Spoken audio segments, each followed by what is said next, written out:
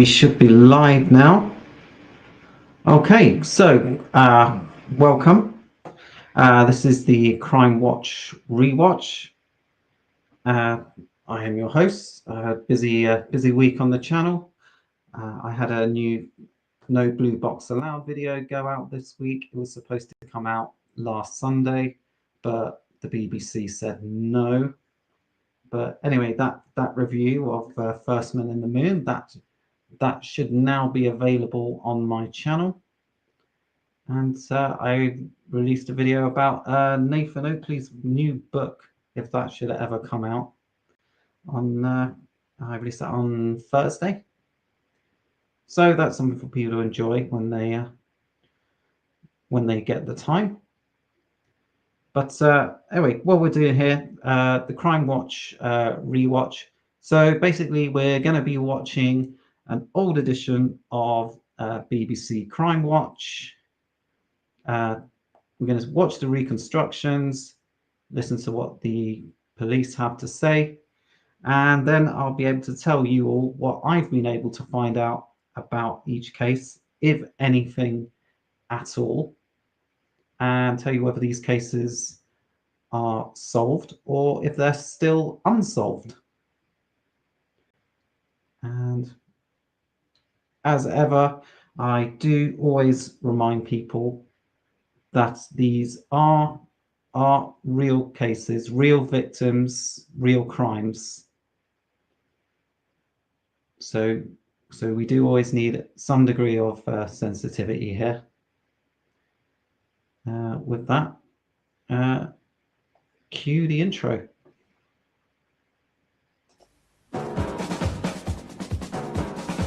I hope this comes through for people okay. Sometimes it does tend to stutter a bit.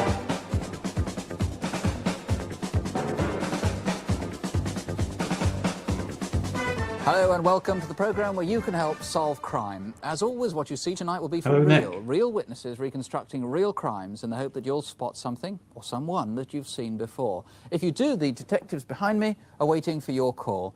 Here's the number in the studio, 01811 8055. We'll give you local numbers They are as ready we go and on. raring to go. Your calls will of course be treated in confidence, and if you prefer not to speak to a police officer, you can talk to a BBC researcher. And do be ready to write things down in case you do see something you recognise. Which in fact you might.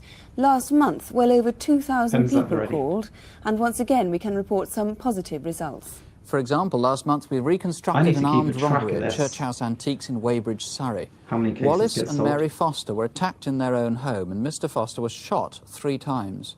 300 viewers called us, including criminals who were disgusted by what happened, police officers from elsewhere in the country, and people simply recognised things they'd not previously connected with the crime. As a result, Surrey police have now arrested 4 people. 1 man has been charged with attempted murder and with robbery, 1 with robbery, and 2 women with conspiracy to commit robbery. As for Mr. Foster, he still has a bullet lodged in his spine, which is causing him... I can't remember if I said when this was from, but this edition went out 11th of July 1985. some pain, and he's awaiting an operation to remove it. Our appeal for information about the disappearance of Mark Tilsley produced the largest number of calls we've ever had. If you remember, Mark disappeared from a fair at Wokingham in June last year. 750 people rang with so much information that the police have put 30 more officers on the case. They have already had 2 new sightings of the man Mark was with, so we'll let you know what happens.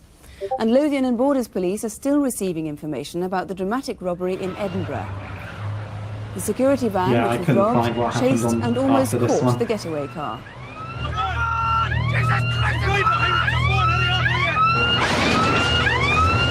It's so dramatic too.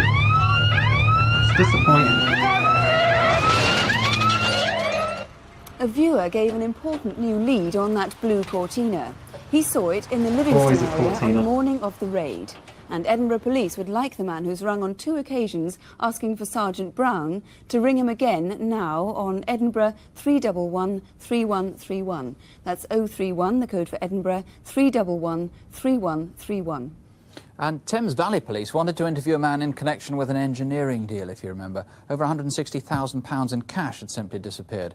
Well, during the programme, we had information that the man was right then imbued in Cornwall, but before police could get there, he'd disappeared.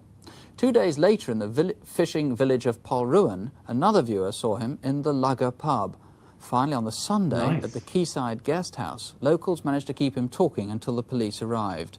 The man has now been charged with theft of cash. And a viewer in Devon has turned up some of the chairs that were stolen from the other end of the country, from Edinburgh, the district council. The viewer, an antique stealer, realised he'd bought a dozen of the chairs. They're now safely under lock and key in the police station at Barnstaple, where the jailer, Mr. Bush, is obviously taking no chances.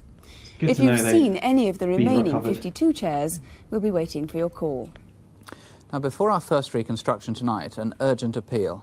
As part of their recent major inquiry, the anti-terrorist branch need to identify these 3 keys. One of them, a mortise-type key, has M200M. Now, I can't say this with any certainty, but I think these keys are related to the Brighton bombing. Embossed on it. And the well-used Yale with the plastic cover has the letters KIS printed on one side. Now, all 3 have been tied together with brown string. If there's any way that you think you can identify these keys, then an officer from the anti-terrorist branch is waiting to take your call. You can ring them here, or you can ring them direct on 01230 1212. That's London 230 1212. We're told that this is extremely important. Our first reconstruction this month is about a murder. Jackie Waynes was 35, the mother of 3 children. Her husband had deserted her and the children had been taken into care. Jackie was a prostitute, working on the streets of Bristol. She was murdered on the evening of the 20th of April. It was a bitterly cold Saturday night, a time which locals might remember because there were a lot of visitors in the area for the last day of the badminton horse trials. Our reconstruction starts in St Paul's, near Bristol's city centre. Okay, so our first construction is the murder case of Jackie Waynes. And I'll just let this play out, hear what they watch the reconstruction, listen to the police guy, and then I'll let you know what I've been able to find. Jackie worked the streets of St Paul's, where everyone, it seems, knew her. But she was a loner. She only had one real friend, Avril Miles, with whom she shared a house. As far as I'm concerned, she was more a sister than anything else. She's a good kid, you know. If anybody wanted any help, she would give them. She wouldn't ask twice. But if she wanted help from them, it's a different thing altogether. Yeah, so I do have some she's dressed quite important information about Jackie. I mean, people just go by the way she was dressed. You don't judge people like that. Jackie worked that Saturday night after visiting Avril in hospital. Back on again. Yeah, a bit nifty, innit? Yeah. Lots of people saw her between 8 and 10 o'clock. At 11:15, she walked up Brigstock Road with another girl. I got picked up last night. When they let me go, I come back out and did a 30.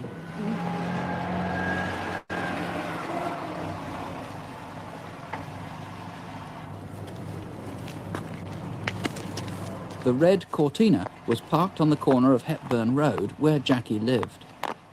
It's always a Cortina in the 80s. Since she got straight into the car without negotiating first, her friend wondered if Jackie knew the man. She remembers him as curly blonde hair.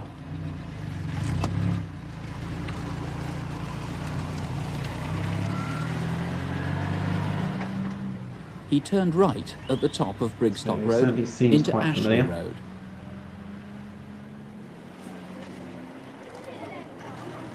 By 11:10, Jackie had returned to the area, Ashley Road in the middle of St Paul's. A prostitute saw her on the other side of the street, getting into a small escort type of van. She didn't see it drive away. 10 minutes later, when she looked again, Jackie was walking the other way, up Ashley Road. It was the last time she was seen alive. At midnight, 9 miles away, some young men were on their way home from a night on the town. They pulled into a track off Perrin Pit Lane, a country road near Frampton Cotterell. Is that a beetle? They were listening to music and smoking.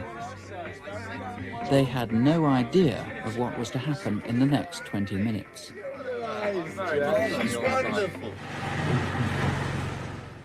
Oh, 12, Mr. and Mrs. Shilson passed the end of the track. I think it's just the hearing going. Look at that chap touching rubbish. Oh, it was your birthday this week, wasn't it? Happy birthday. The van must have parked only yards behind the boys, yet they hadn't noticed it.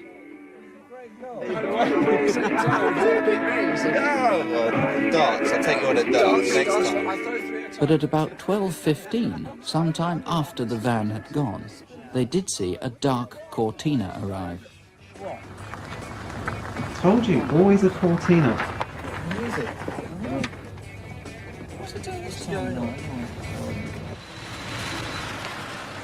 At 12:20, Craig Howell and his girlfriend Julie passed the same corner. They too saw the Cortina, and then they saw what looked as if it could be a body. Julie turned the car round further down the lane, but by the time they got back to the spot, the Cortina had gone.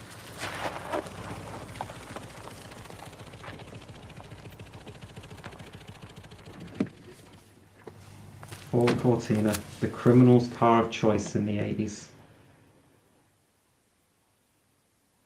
Jackie's body was found only an hour after she was last seen alive. She'd been stabbed several times.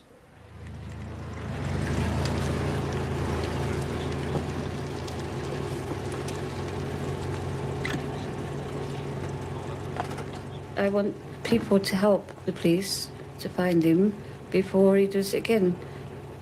You know, you don't know who it's going to be next. A tragic end there to a sad life. Detective Superintendent Malcolm Hughes is in charge of that investigation. Is there any... Okay, so that's the details of the murder of Jackie Waynes. I do have some information to give on that, which is probably quite pertinent. But so I'll save that and let them give their piece. Apparent motive that you can find so far?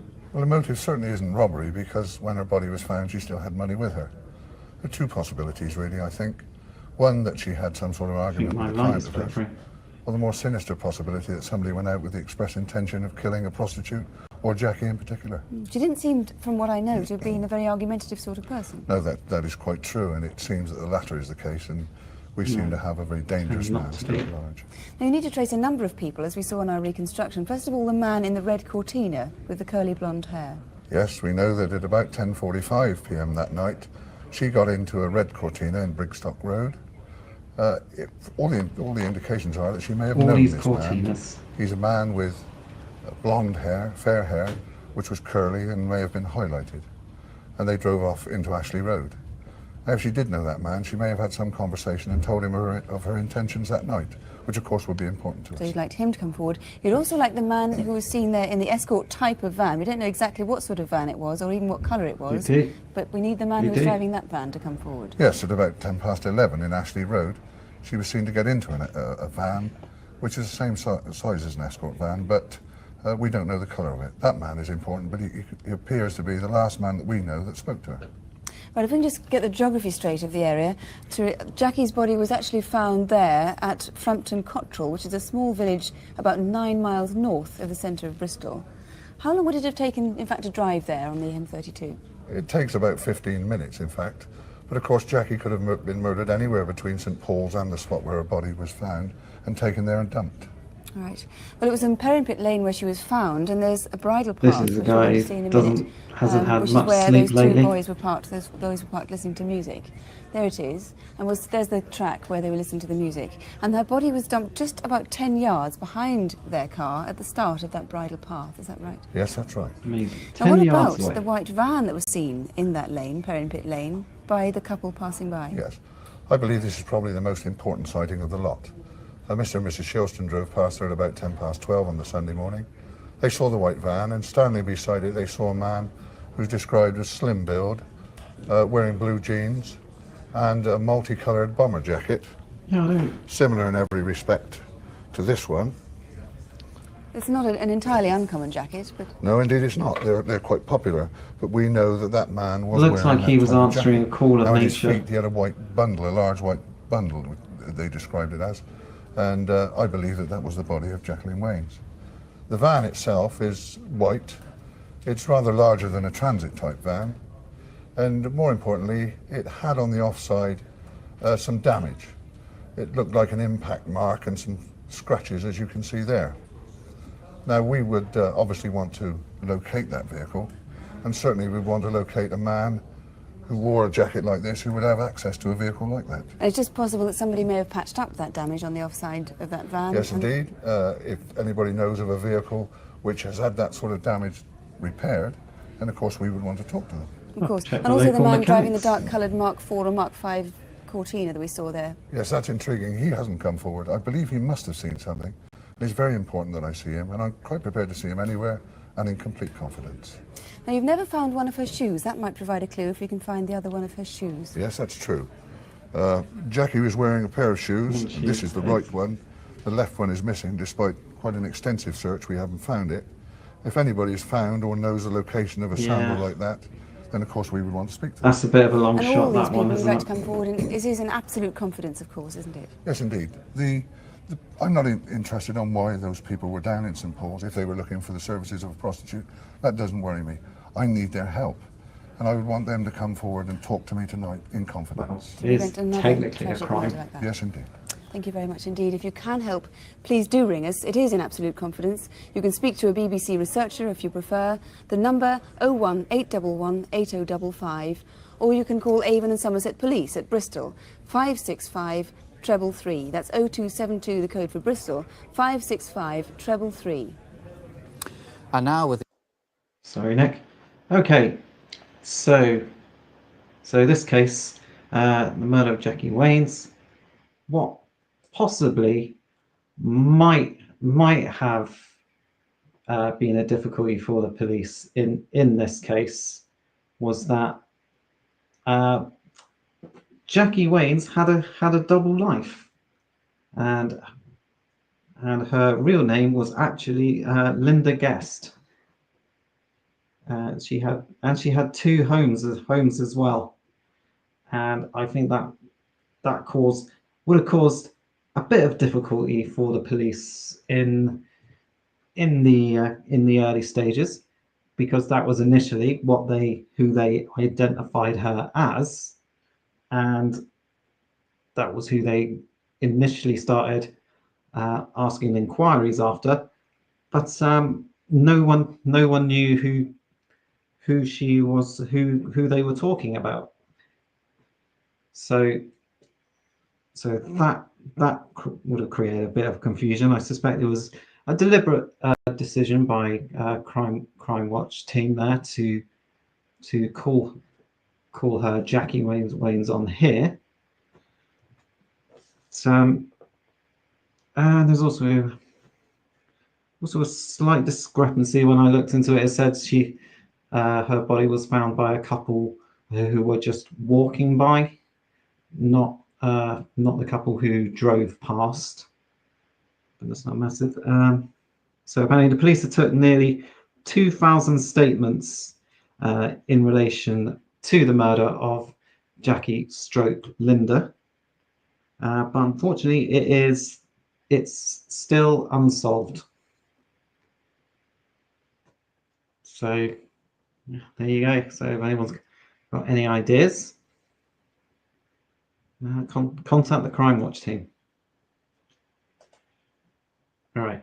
So move on to our next ones. The Crimewatch Incident Desk. Here are Constable Helen Phelps and Superintendent David Hatcher. We start the incident desk with the murder of William Austin last Saturday night. Okay. He was shot during a raid by 3 masked men at the home of Mrs. Ellen Ditcher near Maidstone in Kent.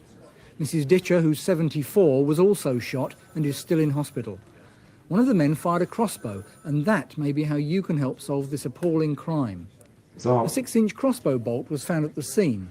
These are usually fired from a small handheld bow. But Mrs. Ditcher remembers a larger bow, something like this. But the limbs, that's this bit, appeared wooden and ornately decorated.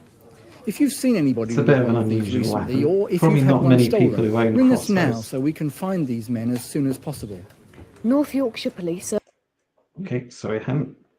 Okay, so this one, murder of William Austin. This one is solved.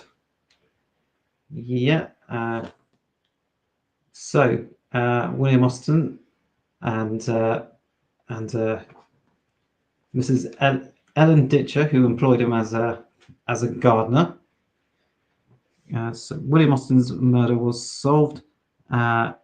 He was murdered by Mr. Terence Clark, was convicted of his murder in December 1985, and he was also convicted of intent to cause grievous bodily harm, and he was sentenced for a minimum 25 years.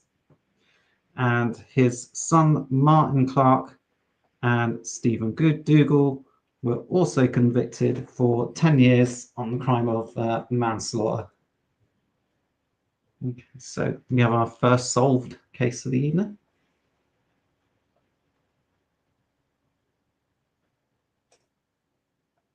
Urgently need your help to track down a rapist.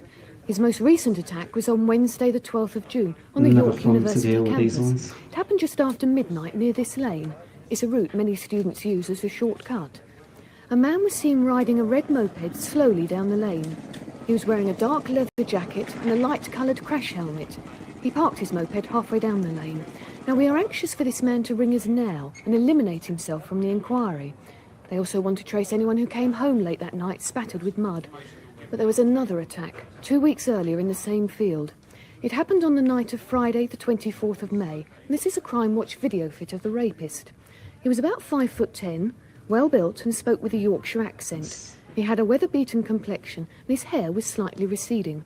Officers strongly suspect that there is a connection between the two attacks and are sure that he will strike again. Remember, you can ring us now, in confidence. Officers investigating him. Okay, so on this one. So unfortunately, I can't confirm that this person was ever found. I have been able to find that there was almost a third victim, but fortunately, in this case, the girl was rescued by a man who was driving past in a white Cavalier. So that's something, and yeah, I can find from a year after York University issuing warnings out to new female students to avoid going down Retreat Lane after dark. So yeah, I wish I could say he'd been caught, but I can't confirm. I'm afraid.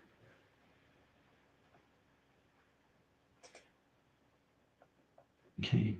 All right, David. Murder in Brixton need urgent assistance. Martin Daly was killed on December the 19th last year, and Metropolitan Police want to trace this man in connection with his murder. He uses the name Tony, and he's also believed to be a dealer in cocaine and heroin. Police are certain he's been in Liverpool in the last month. They know that he's got a friend there called Peter, another black man aged 35 who's 6 feet tall. Tony has hired vehicles in Liverpool and driven them south to Gatwick Airport, where detectives believe he collects the drugs. Remember what he looks like, because we also know he's been in Walsall in Staffordshire recently, staying there with a man called George. In fact, we know quite a lot about his movements, but we need your call to find out where he is now. On the night of May the 14th... Okay, sorry that. So the murder of Martin Daly, and rather unusual for a murder case, this one came up disco. Just could not find any information about his murder, which, like I say, that's very unusual. Usually murder cases are the easiest to find information on. So I don't know. That doesn't mean, though, as I say, I don't watch ahead. So it may come up on a future edition that they have found this man Tony. So you know, there's always hope.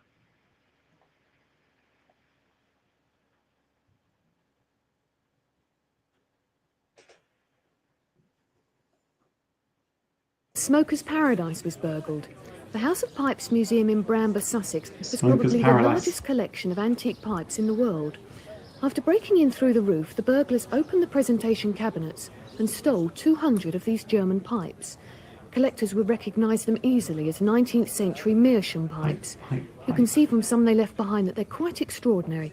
Some have heads on the walls, there are birds and animals too, all intricately carved down to the last detail. Now, items like these just couldn't go unnoticed by dealers. So let us know if you've been offered any of these weird and wonderful smoking implements. Last December, 2 armed robbers in Oldham got Yeah, so the House of Pipes. Where is it? Not much I could find of it. Just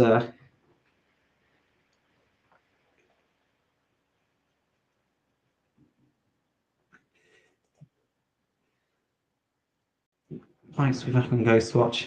Ah, if only. If only.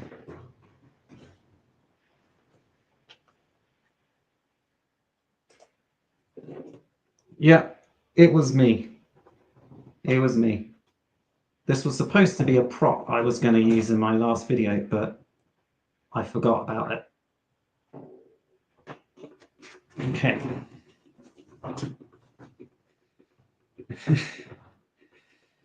Now, what was I say? The House of Pipes. Yeah, I couldn't find much, just an initial story. Basically just repeating what they just said there. And but if you would like to visit the House of Pipes, well, I'm afraid you're going to need to invent a time machine because it closed down in 1990. So disappointing.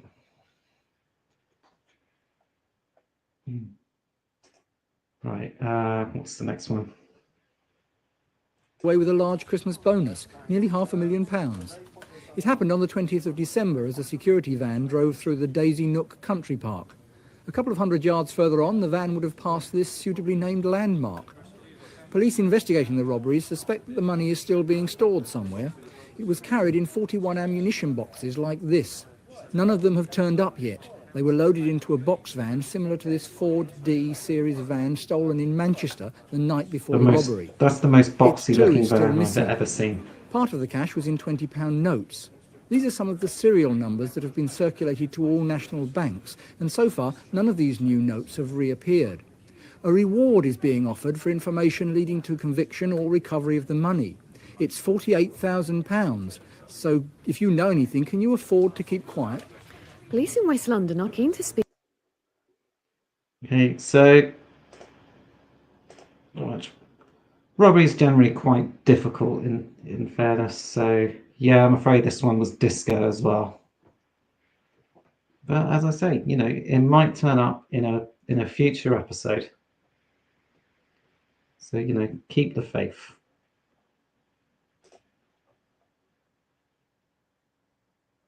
To 2 bogus callers. They're both women and have a very unusual routine. First call was Bledlow House in Lisson Green back in March. Here, an elderly man believed their story about a car breaking down. He offered them tea and the use of his telephone, but they took some of his cash and silver and made a fast exit. By May, they developed their act by dressing up as nuns, armed with collecting boxes. Here in the Edgware Road, they called on a small tailoring business. One kept staff talking, whilst the other snatched an envelope containing £600. In early June, they were in Parkway in Camden Town, where they stopped for lunch at the Golden Grill restaurant. The owner found their behaviour odd, especially when he noticed one had jewellery and eye makeup. Both are in their 30s and noticeably short, about 5'2". One has ginger hair and a soft Irish accent, and the other has dark hair and a London accent. They were last seen just 9 days ago, joking with a man in the front of a yellow transit van, just off Oxford Street.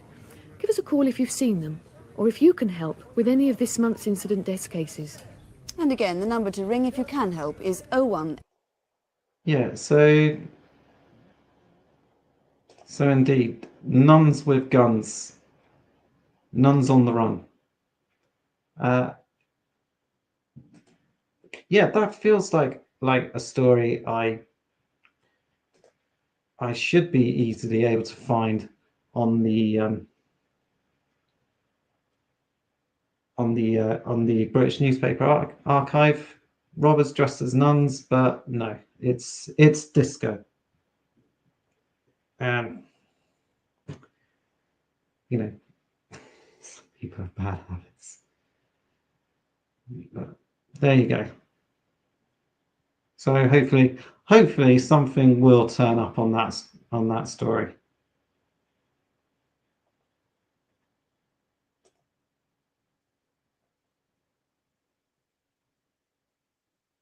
Or maybe God just forgave them for their sins.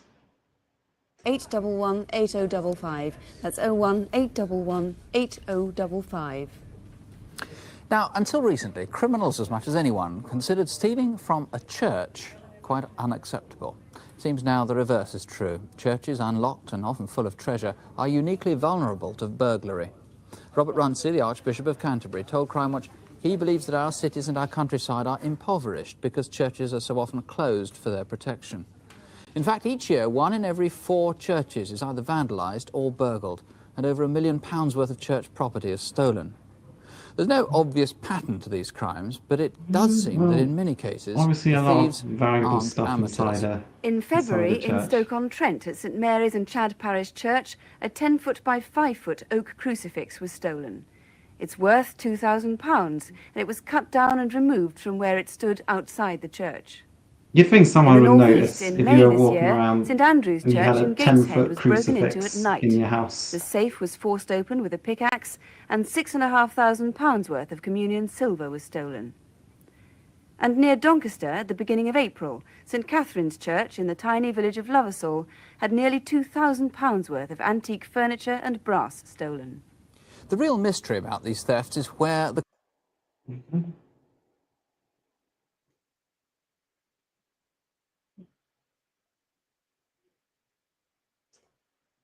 Licking lead off the roof used to be quite common. Yeah, that's true. True. God apparently was not watching. Well, you can't expect him to be everywhere. It's not like he's omnipotent. So quick fire on that one. St Mary's Stoke. Just ran a quick story, basically recapping that their big crucifix had been taken. So don't know if they ever got it back. St Andrew's Church in Gateshead, disco, and St Catherine's was disco as well.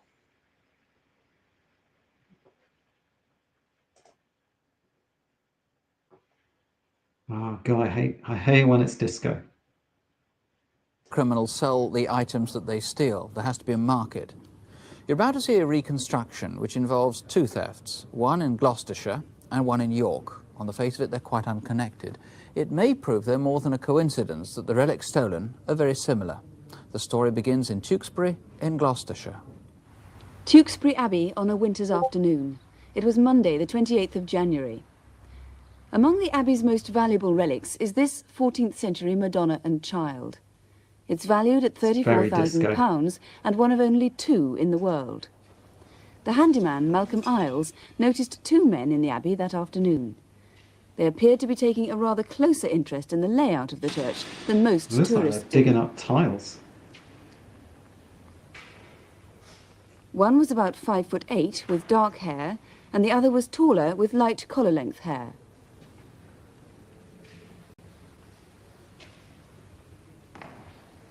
2 hours later, as a parishioner arrived just before evensong, she too saw a light-haired man entering the abbey. Good afternoon. Good afternoon. Thank you. He seemed rather well-spoken. Charming chap. That parishioner's daughter and the abbey sacristan saw him too. He spent some minutes inspecting the cloister door. What's that chap doing behind there?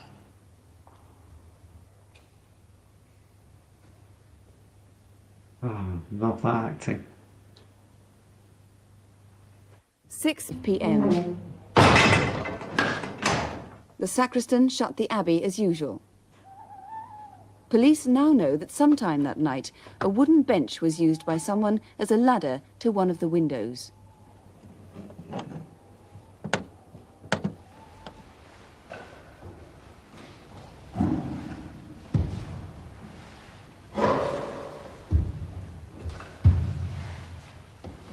The burglar clearly knew what he was after.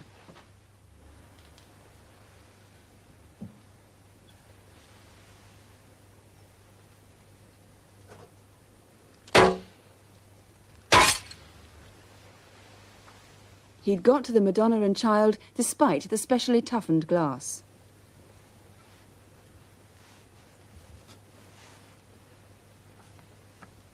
Yeah, they seem like really tough glass.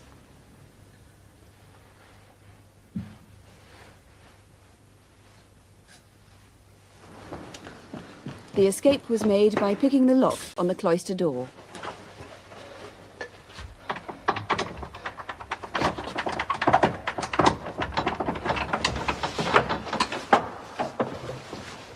Cloister, now that's a great word.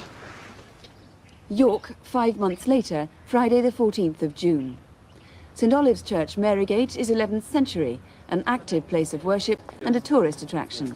Back in York the vicar, again. the Reverend Alan Heslop, and a local architect arrived at 2:30. The new roof of the Lady Chapel needed a final inspection. While he was up there, spoiled the it now. architect recalls hearing the organist practicing. Because I was planning to use that joke.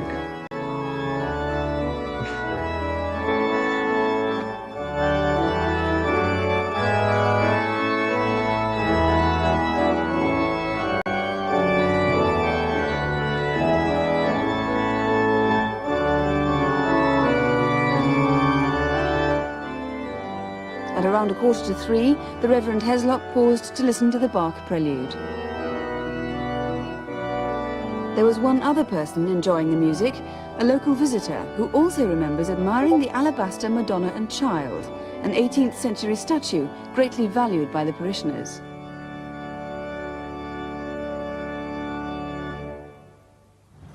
Just after 3, Mrs. Parks, one of the flower arrangers, arrived. She too recalls seeing some people in the church.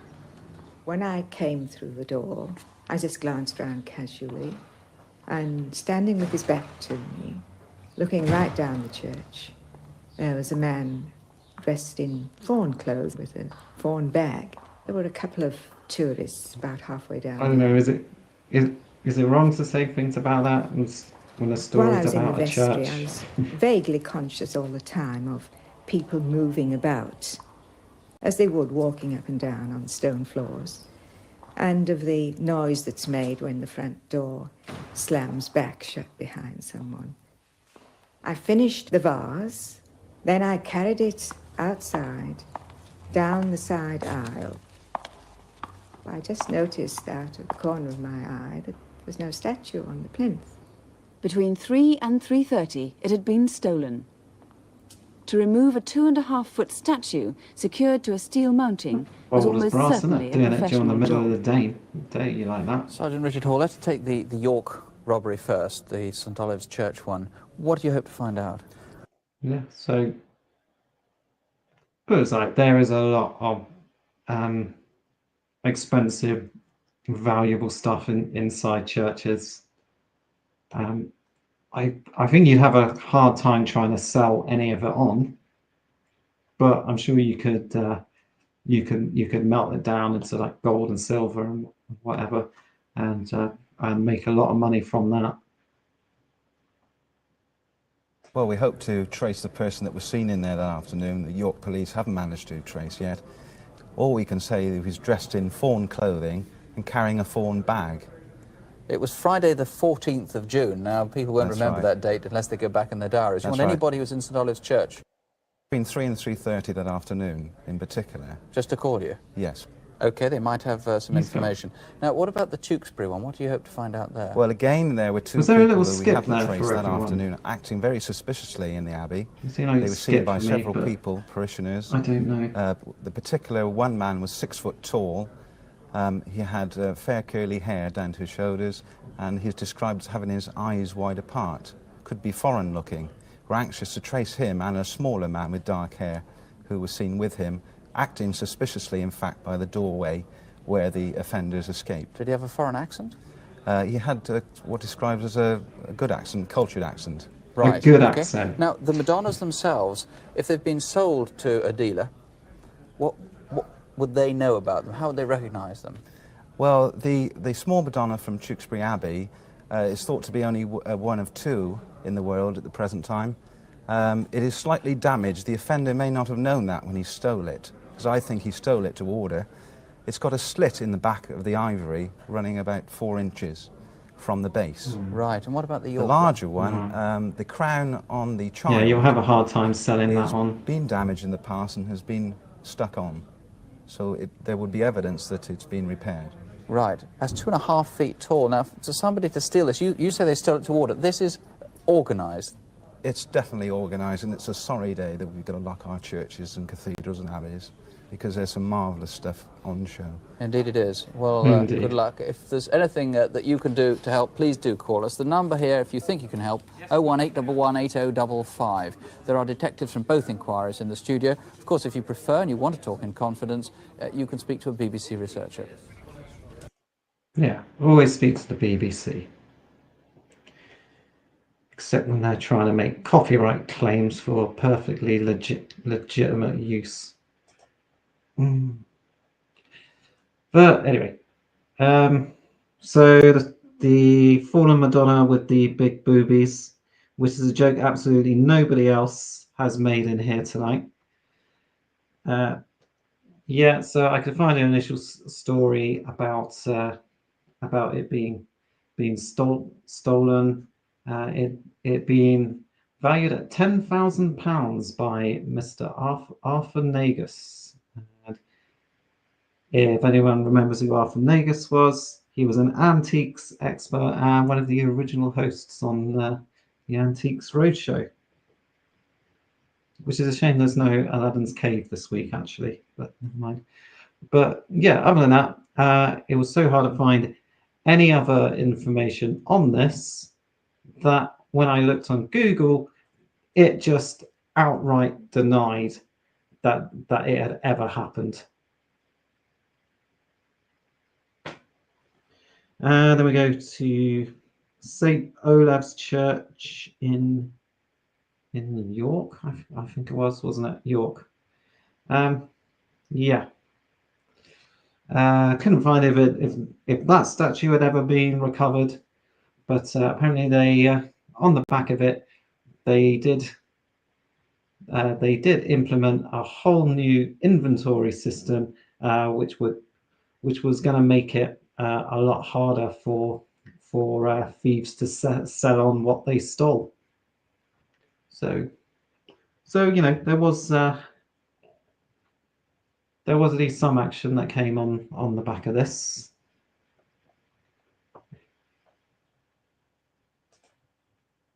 Okay, so you two do both remember Arthur Nagus. I think when I looked up, I think he actually died just like a few months before this episode went out on TV.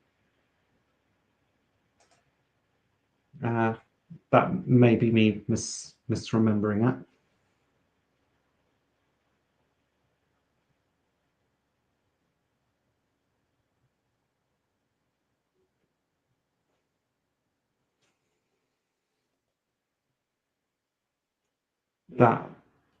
That sounds about right.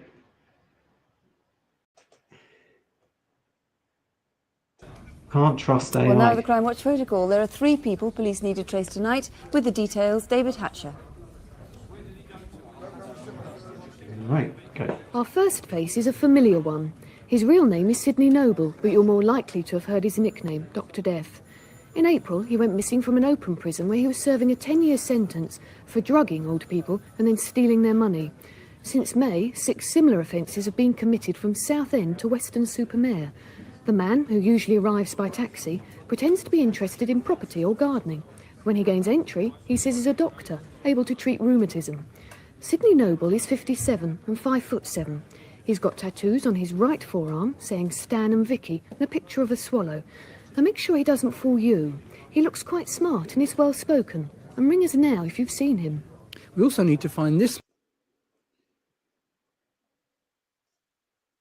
Okay, yeah, Arfnig is past the 5th of April 1985. Yeah, and this episode's from July 1985. So they said he valued it quite recently, so it would probably been one of the last things that he did a valuation on then. Anyway, Dr. Death, Sidney Noble. So Sidney, he got his name because his modus operandi was to drug his victims, usually pensioners, in order to rob them. And it looks like it was during this period that he was on the run that he committed 6 murders during that time, and he was convicted for 6 life sentences in 1986. But the story has a happy ending in that he was murdered by a fellow inmate back in 2005. Right, let's see what the next one is. Man in connection with an elaborate fraud which involves conning unemployed people out of large sums of money.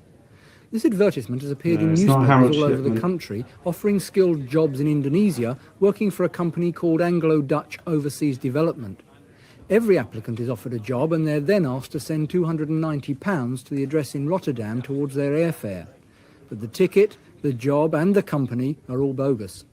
We don't know this man's name, but we do want to speak to him about this inquiry. He could be anywhere in the country, so if you've seen him or if you know his name, please call us. And Warwickshire Police want your help. Right, so the next one, the jobs for guy, and quite proud of this one. I actually was able to find something on this. I'm pretty certain this is him.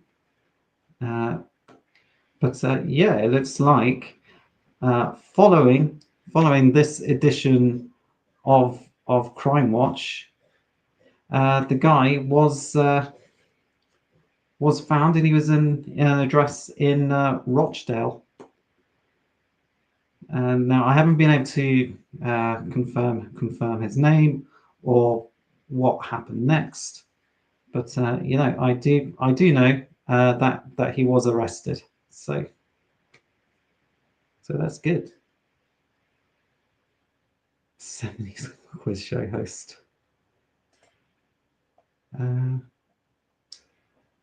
Yes, possibly. Right. Let's go. This guy is pretty infamous. To find this man, Keith Alfred Hunt was the managing director of the Exchange Securities Group of Companies. The total investment in this business was £15 million. Mr. Hunt disappeared from his home in Warwick in April 1983. He's 6'3" and has light brown hair. He's also well-spoken and smokes cigars and a pipe. He may still be in Britain, but he could be abroad by now. So if you're off on holiday and you see Keith Hunt by the pool, let us know when you get back. You can't miss him. He weighs 18 stone. If you see him or any of our photo call faces, phone us now. And the number 01811 8055. 811 8055. So, K Hunt there. So he's a little bit of a infamous. So you might have heard he committed £15 million worth of fraud. The last thing I found on him was this news story from 1998. So it looks like he was never caught up with. It's amazing, given he weighs like allegedly about 300 pounds. You know, he was originally he was like a public school financial whiz kid, and he defrauded, they reckon, about 2,300 people out of their savings. Last time he was seen was in a car driving towards Heathrow Airport, and that's the last time,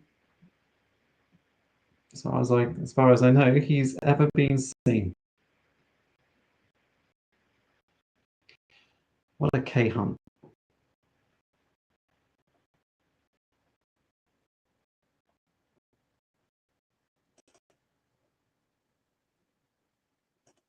Our last case is an armed robbery which happened just under a month ago. At least 4 men, 2 of them armed, attacked a Securicorps van in St Albans. They escaped with well over £100,000 in cash. For security reasons, we can't show some of the fine details of the robbery, but as you'll see, there are many ways in which you might be able to help. The date was Saturday the 15th of June. That was the morning the papers had their first reports of the TW. The robbery took place in Hertfordshire. Our reconstruction starts in London. Everything starts in London. Just around the corner from the busy junction at Bounds Green Tube Station, sometime between 10 p.m. on Thursday the 2nd of May and 2:15 the following afternoon, a red Ford Cortina was stolen from its parking place in Oak Lane. I do always enjoy a good robbery heist. They're always the most dramatic. Opposite Wembley Conference Centre, both the Cortina and the Granada. That's not a Cortina. 2 days later in St Albans. Oh, they do have a Cortina. Thank goodness. On the morning of Saturday the 15th of June, the day of the robbery, the manager of the Co-op Dairy in Burley Road arrived as usual at around 8 o'clock. This is the 80s. You can't commit a crime without having a full Cortina. At about 10 to 5 that afternoon, a witness remembers seeing a red Cortina pull up at the back of the dairy in Oakdean Way. The driver hurried across the road to a blue Granada. They've done it in a Granada. Bloody hell. Half an hour later, a witness remembers seeing 2 men walking past Alban Court towards the dairy next door. They were wearing green overalls, so he assumed them to be milkmen.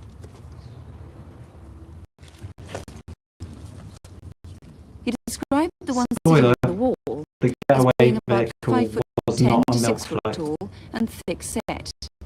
It looked as though he was wearing a dark brown wig or toupee. Another witness also saw 2 men as she was waiting for a taxi. She had a good look at the other man. He was about 5'8" tall, with dark brown greying hair under his woolen ski hat. That's very observant.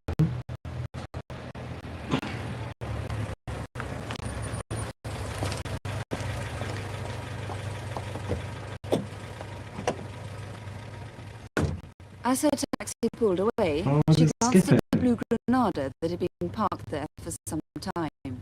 The driver was in his late 30s or early 40s, was slightly balding and had a moustache. Is the audio okay?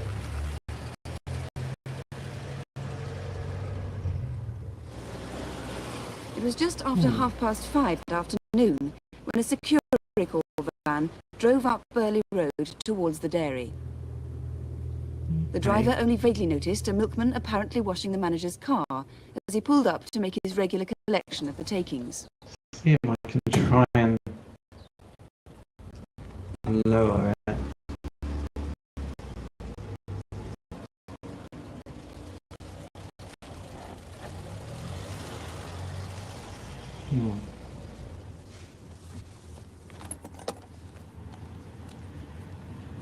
Get your hands up. Switch it out. Hurry up.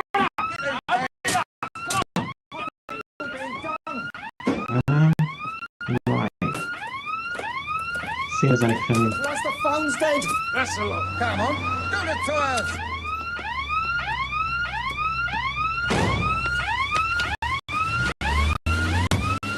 Stay there.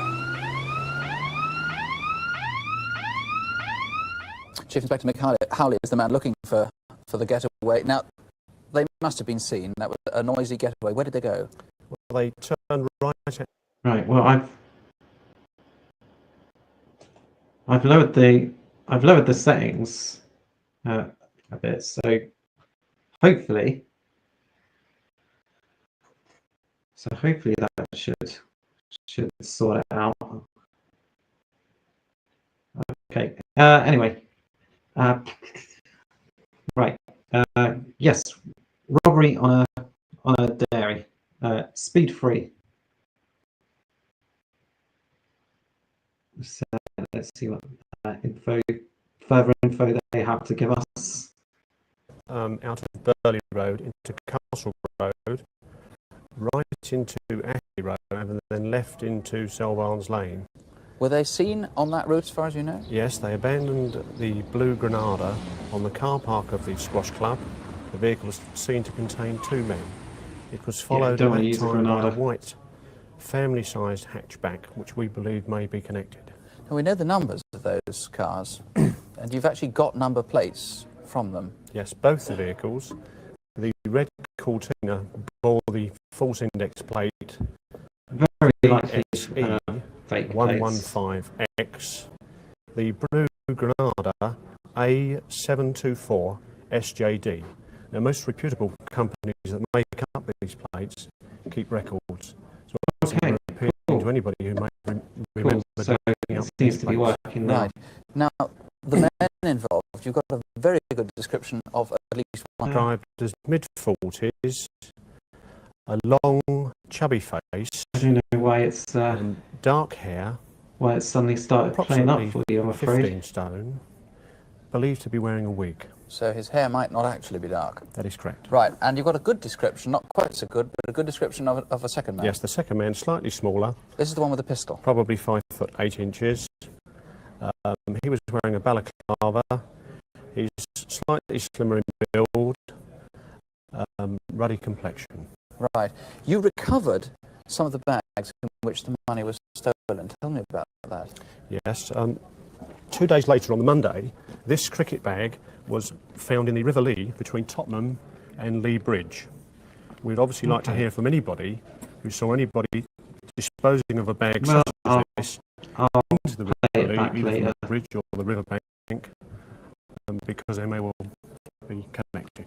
Right. What are these rather? It's rather vicious looking. What's the point of that? This very, very heavy chain and this container here, which contained ammonia, Timothy. were in the bucket, and obviously this ruthless gang would have used these weapons together with the firearms if things had not gone according to plan. They're prepared to squirt ammonia in someone's face. I'm sure you probably can. So they're obviously men who are quite prepared to use violence. Very ruthless. There is, I'm told, a reward. There is a very substantial reward on offer for information leading to the arrest and prosecution of these men. We hope that persons, close associates perhaps, of these suspects may come forward being attracted by the reward. Okay, Inspector Charlie, thank you very much. Is it any clearer now? The number to ring, if you can help, is 01811 805. Is that coming through any clearer? And hopefully now that it's stopped.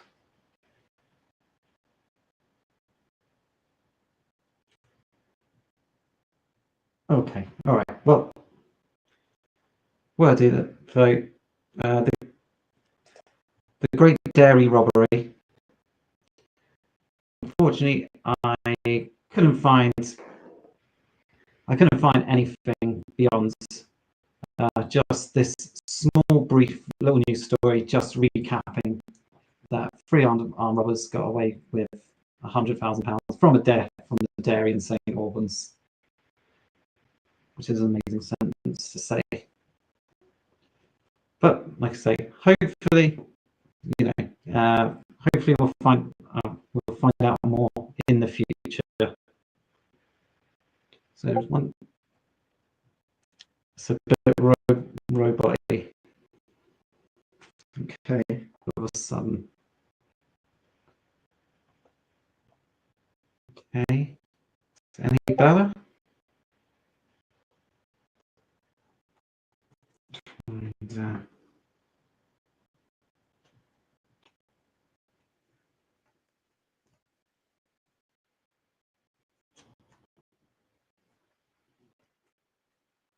okay. So any? I hope that's made some sort of difference. So only a few minutes left now, anyway. Just play the last little bit. A dead eye key. I don't know what that means.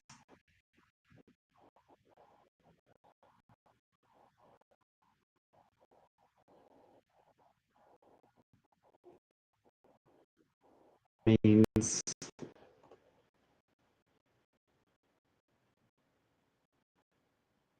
okay, hang on.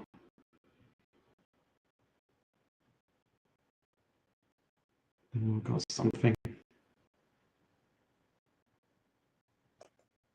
Okay, hang on a second.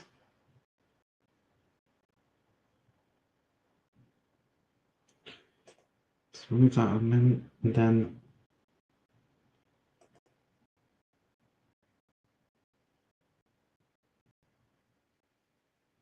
Okay. All right. Okay. Hopefully, should be all right. Anyway, yes, C-Facts for the nostalgia. One of my long ongoing campaigns is to bring back C-Facts, but maybe I don't have to because I have found this is a website. It's called nmscfacts.co.uk. I don't have any sponsorship from them, or anything like that. But what I've got, so basically what this website does is it takes the BBC News website and then just translates. So you just type the number in of the page you want to go to, and there you go. You can look at the news. You see the Dick Cheney, and then you look at the football. So that's a really cool thing. So yeah, if you want to check that out, it's called nmscfacts.co.uk. Like I said, not sponsored by them, but if they want to, I won't say no. And, that's basically it.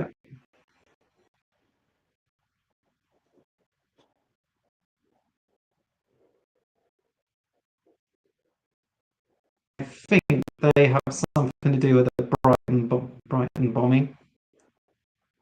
I think that was in the Brighton bombing story when that was on Crimewatch.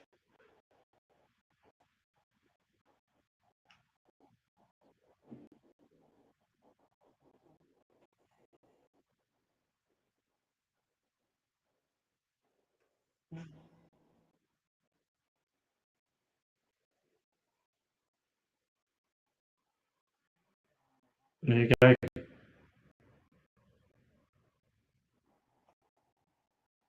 And that's it for another edition of the Crimewatch rewatch.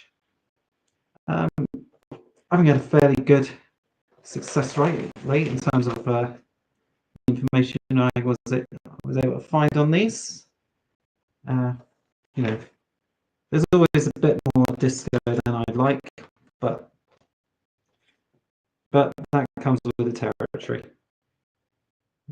So yeah, so hopefully I should be back next week to do another one. That'll be August. Yeah, I think. Oh, good. It's start roboting, so that's good. But, yeah, so what was I saying? So hopefully, yeah, I'll be back next week. I'm hoping to get some other videos out on my channel soon, and I'll see you next time. And don't have nightmares.